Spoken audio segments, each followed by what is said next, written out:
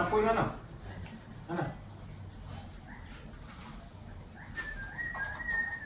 Alhamdulillah untuk hari ini tanggal 24 Juli 2023 kita ada pemasangan 1 unit pompa kapasitas 16 kW ya, 20 liter per detik di WDP 8 guna untuk persiapan air, tekanan air ke masyarakat.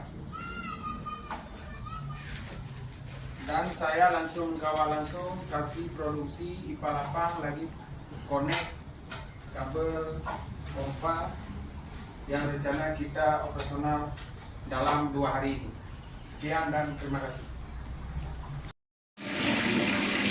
Alhamdulillah air PDAM supply di Jalan Maneru lancar dan sangat jernih.